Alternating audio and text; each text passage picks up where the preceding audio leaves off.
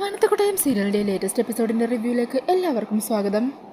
രാഗി സാഗറും കൂടി രാജീവിൻ്റെയും ശ്രീവിദ്യാമ്മയുടെയും കാര്യം സംസാരിച്ചുകൊണ്ടിരിക്കുമായിരിക്കും. ഈ സമയത്തായിരിക്കും സാഗറിൻ്റെ അമ്മ അങ്ങോട്ടേക്ക് വരുന്നത്. മോളെ രാഗി എന്നും പറഞ്ഞ് രാഗിയുടെ അരികിലേക്ക് ഓടിച്ചെന്ന് കെട്ടിപ്പിടിക്കുക. മോളെ, എനിക്കറിയാം നീ ഒരു അമ്മക്കുട്ടിയാണെന്ന്. നിന്റെ അമ്മ പ്രസവിച്ചതല്ലെങ്കിൽ പോലും രാജീവിന് നീ സ്വന്തം അനിയത്തിയായിരുന്നു. സ്വന്തം അനിയത്തിയെ പോലെ നിന്നെ സ്നേഹിച്ച് ലാളിച്ച് വളർത്തിയത്. അവർ രണ്ടാളും ഇപ്പം നിന്നെ വിട്ടു പോയപ്പോൾ നിനക്കൊത്തിരി സങ്കടമെന്ന് ഈ അമ്മക്കറിയാം. ഇനി മുതൽ നീ എൻ്റെ മരുമോളല്ല, മകള് തന്നെയാ. നിന്നെ നഷ്ടപ്പെട്ടു പോയ അമ്മയുടെ സ്നേഹം ഈ അമ്മയിലൂടെ നിനക്ക് കിട്ടും മോളെ. മോളൊരിക്കലും സങ്കടപ്പെടേണ്ട എന്നൊക്കെ പറഞ്ഞ് രാഗി ചേർത്ത് പിടിച്ച് ആശ്വസിപ്പിക്കുകയാണ്. ഈ സമയം രാഗി പറയണേ, അമ്മയ്ക്ക് അമ്മക്ക് കുടിക്കാൻ ഞാൻ വെള്ളം എടുത്തിട്ട് വരാം എന്ന് പറഞ്ഞ് രാഗി അടുക്കളയിലേക്ക് പോകുവാണ്. ഈ സമയം അമ്മ സാഗറിനെ നോക്കിക്കൊണ്ട് പറയണേ, രാഗി വല്ലാതെ മാറിപ്പോയല്ലേ. അവളിതുവരെ അവളുടെ അമ്മയുടെയും ചേട്ടൻ്റെയും മരണത്തിൽ നിന്ന് മുക്തി കിട്ടിയിട്ടില്ല അല്ലേ? ഇല്ല എന്ന് സാഗറും പറയുവാണ്. ഈ സമയം അടുക്കളയിൽ നിൽക്കുന്ന രാഗീനെ കുടുംബവക്കിൽ വിളിക്കുന്നുണ്ട് കേട്ടോ. അതെ രാഗി, ഞാനിന്ന് വീട്ടിലേക്ക് വരട്ടെ. എനിക്ക് നിങ്ങളോട് രണ്ടാളോടായിട്ട് ചില കാര്യങ്ങളൊക്കെ അറിയിക്കാനുണ്ട്. ഇന്ന് നിങ്ങൾ വീട്ടിലുണ്ടാകുമോ? അതിനെന്താ സാർ, ഇന്ന് വന്നോളൂ, ഞങ്ങളിവിടെ തന്നെ ഉണ്ടാകും. അങ്ങനെ പറഞ്ഞ രാഗി കോള് കെട്ടാക്കുവാണ്. പിന്നീട് അമ്മയുടെ അരികിലേക്ക് വെള്ളവുമായിട്ട് പോകുവാണ് കേട്ടോ. ഈ സമയം സാഗർ പറയുന്നുണ്ട്, രാഗി ഇത് ഇൻഷുറൻസിനുള്ള പേപ്പറാ, ഒന്നും വെച്ച് താമസിപ്പിക്കേണ്ട കാര്യമില്ലല്ലോ. ഇതിന് നീ കുറച്ച് പേപ്പറിൽ സൈൻ ചെയ്യാനുണ്ട്. എന്നിട്ട് ഞാൻ ഇത് വക്കീലിൻ്റെ അടുത്ത് നേരിട്ട് കൊണ്ടുപോയി കൊടുത്തോളാം. അന്നേരം രാഗി പറയണേ, അതിൻ്റെ ആവശ്യമില്ല. ഇന്ന് വക്കീൽ വീട്ടിലേക്ക് വരുന്നുണ്ട് വൈകിട്ട്. നമ്മളോട് രണ്ടാളോടും എന്തോ സംസാരിക്കാനുണ്ടെന്ന്. അപ്പം ചെയ്യാൻ എന്താണെന്ന് വെച്ചാൽ ഞാനൊന്ന് ചെന്ന് കിടക്കട്ടെ, എനിക്ക് ചെറിയൊരു തലവേദന. അങ്ങനെ പറഞ്ഞ് രാഗി മുകളിലേക്ക് പോകുവാണ്. ഈ സമയം അമ്മ സാഗറിനോട് പറയണേ, കണ്ടില്ലേ രാഗിയുടെ സ്വഭാവത്തിലൊക്കെ ആകെ മാറ്റം. ഇങ്ങനെ പോകുവാണെങ്കിൽ ആ കാർ ആക്സിഡൻറ്റിൻ്റെ കാര്യം അറിഞ്ഞാൽ പിന്നെ എന്താകും സ്ഥിതി? അത് കേട്ട് ടെൻഷനോടെ നിൽക്കുവാണ് കേട്ടോ സാഗർ. പിന്നീട് കാണിക്കുന്നത് വിക്രമിൻ്റെ കാറാണ്. അങ്ങനെ കാറിലിരുന്ന് പോകുന്ന വർഷയും വിക്രത്തിനെയും കാണിക്കുവാണ് കേട്ടോ. ഈ സമയം വർഷ വിക്രത്തോട് താങ്ക്സ് ഒക്കെ പറയുന്നുണ്ട്. അന്നേരം വിക്രം വർഷയെക്കുറിച്ച് ഇങ്ങനെ ചോദിക്കുകയും, താങ്ക്സിൻ്റെ ഒന്നും ആവശ്യമില്ല. വർഷയുടെ വീട്ടിൽ ആരൊക്കെയുണ്ട്? എൻ്റെ വീട്ടിൽ അച്ഛൻ, അമ്മ, മുത്തശ്ശി, പിന്നെ എനിക്ക് 2 ചേട്ടന്മാരുണ്ട്. പിന്നെ എന്നേക്കാളും മുതൽ 2 ചേച്ചിമാരും ഉണ്ട്. പിന്നെ ഒരാൾ കൂടിയുണ്ട്, വിനുചേട്ടൻ. അത് പറയാനെന്താ ഇത്ര താമസം? അത് എൻ്റെ അമ്മ പ്രസവിക്കാതെ എനിക്ക് കിട്ടിയൊരു കൂടപ്പുറപ്പാണ്. അതൊക്കെ ഒരു വലിയ കഥയാണ്, പിന്നീട് പറഞ്ഞുതരാം. ഈ സമയം വിക്രം ചോദിക്കണേ, അത് ശരി, അപ്പോൾ വർഷയാണ് വീട്ടിലെ ഇളയ കുട്ടിയല്ലേ?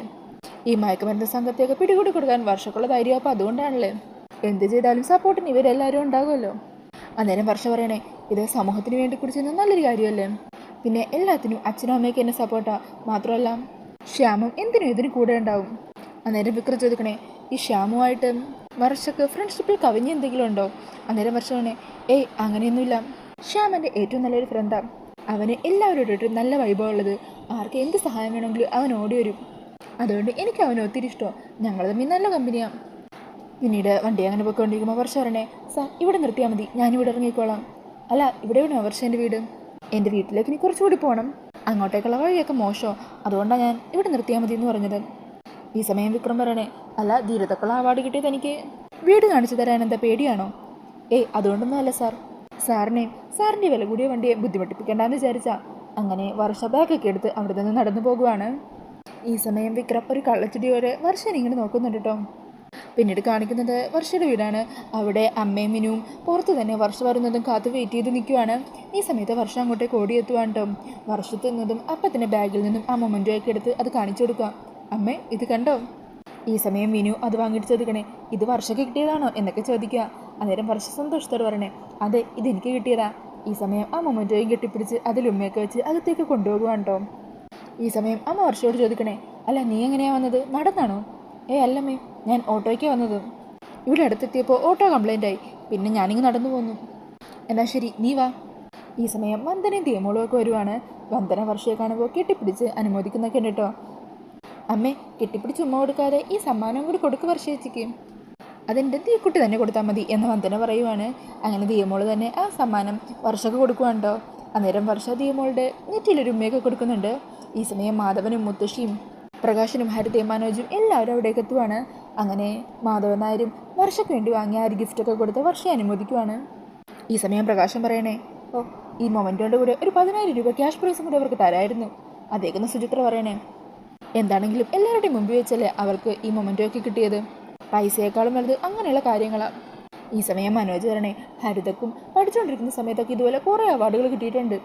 അന്നേരം പ്രകാശം കളിയാക്കിക്കൊണ്ട് പറയണേ, ശരിയാ, അവൾക്ക് ധീരതയുടെ അവാർഡ് കിട്ടിയതുകൊണ്ടാണല്ലോ നിൻ്റെ കൂടെ ഇറങ്ങിപ്പോകുന്നതും. ഈ സമയം മാധവൻ നായർ പറയണേ, മതി മതി, നിങ്ങൾ രണ്ടാളും കൂടി ഇങ്ങനെ പോരടിക്കാതെ ഒന്ന് നിർത്ത്. ഇന്ന് സന്തോഷമുള്ള ദിവസമാണ്. വർഷമോള് നേടിയ ഈ നേട്ടത്തിൽ നമുക്ക് എല്ലാവർക്കും ഒന്നിച്ച് സന്തോഷിക്കാം. ചന്ദ്രു, ഇന്ന് പായസം ഉണ്ടാക്കണം. പായസം കൂട്ടി എല്ലാവർക്കും കൂടി ഒരുമിച്ചിരുന്ന് സദ്യ കഴിക്കാം. അങ്ങനെ പറഞ്ഞ മാധവൻ നായർ അകത്തേക്ക് പോകുവാണ്. ഈ ഒരു സമയത്ത് തന്നെ പുറത്ത് ഒരു കാറിൻ്റെ ശബ്ദം കേൾക്കുവാണ് കേട്ടോ. ഈ സമയം വർഷം അകത്തേക്ക് പോകുന്നുണ്ട്. അങ്ങനെ കാറിൻ്റെ ശബ്ദം കേൾക്കുമ്പോൾ എല്ലാവരും പുറത്തേക്ക് വരുവാണ്. ഈ സമയം കാറിൽ നിന്നും വിക്രം ഇറങ്ങി അവരുടെ അരികിലേക്ക് വരുവാണ് കേട്ടോ. പിന്നാലെ തന്നെ മറ്റൊരു കാറും എത്തുന്നുണ്ട്. ആ കാറിൽ നിന്ന് 2 പെണ്ണുങ്ങൾ ഒരു ഗിഫ്റ്റ് ബോക്സുമായിട്ട് ഇറങ്ങി വരുവാണ്. ഈ സമയം വിക്രം ചോദിക്കണേ, മാധവൻ നായരുടെ വീട് ഇതല്ലേ? ആ അതെ, ഞാൻ വിക്രം, വി കൺസ്ട്രക്ഷൻസിൻ്റെ MD ആണ്. എന്നിട്ട് ആ പെൺകുട്ടികളുടെ ഇന്ന് ഗിഫ്റ്റ് ബോക്സ് വാങ്ങുക. അത് ചന്ദ്രയ്ക്ക് നേരെ നീട്ടുക. ഇതാ, ഞാൻ ആദ്യമായിട്ട് ഏത് വീട്ടിൽ ചെന്നാലും അല്പം മധുരം കൊടുക്കും. ഇത് കുറച്ച് സ്വീറ്റ്സാ, വാങ്ങിച്ചോളൂ. അങ്ങനെ ചന്ദ്രക അത് വാങ്ങിക്കുവാണ്. എന്നിട്ട് വിക്രത്തിനോട് അകത്തേക്ക് കയറിയിരിക്കാൻ പറയുവാണ്. ഈ സമയം വിക്രം അവിടെ അകത്ത് കയറിയിരിക്കുന്നുണ്ട്. ഞാൻ മാധവേട്ടനെ ഇപ്പോൾ വിളിച്ചിട്ട് വരാം എന്ന് പറഞ്ഞ് അകത്തേക്ക് പോകുവാണ്ടോ ചന്ദ്രിക. ഇതേ സമയത്തിന് വർഷ പുറത്തേക്ക് വരുവാണ്. അങ്ങനെ അവിടെ ഇരിക്കുന്ന വിക്രത്തിനെ കണ്ട് വർഷ വല്ലാതെ അങ്ങ് ടെൻഷനാക്കുവാണ്. ഈ സമയം വിക്രം വർഷം നോക്കി ചിരിക്കുന്നൊക്കെ ഉണ്ട് കേട്ടോ. ഇത് വന്ദന ശ്രദ്ധിക്കുന്നുമുണ്ട്. പിന്നീട് കാണിക്കുന്നത് ജഗനാണ്.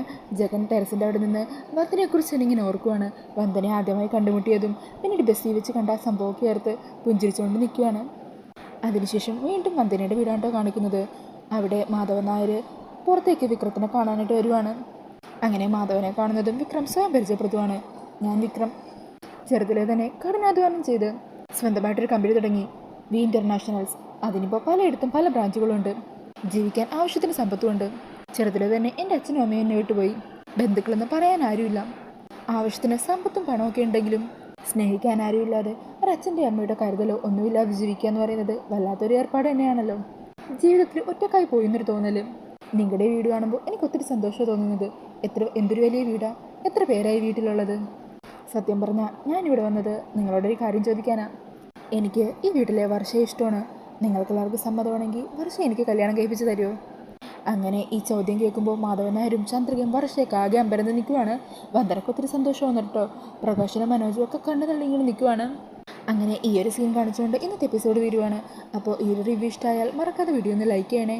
കൂടുതൽ റിവ്യൂസിനായിട്ട് ഈ ചാനലൊന്ന് സബ്സ്ക്രൈബ് ചെയ്ത് സപ്പോർട്ട് ചെയ്യണേ. താങ്ക്